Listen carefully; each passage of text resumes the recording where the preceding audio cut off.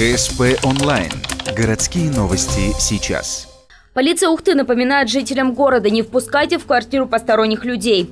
Так, пренебрегая этим советом, в преддверии Дня Победы в городе пострадали 2 ветерана.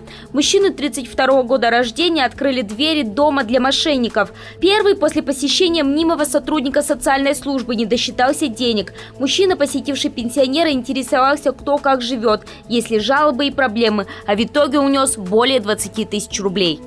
Неустановленное лицо всячески отвлекало его, после чего ушло, а впоследствии пенсионер обнаружил пропажу денежных средств, которые были у него в помещении зала.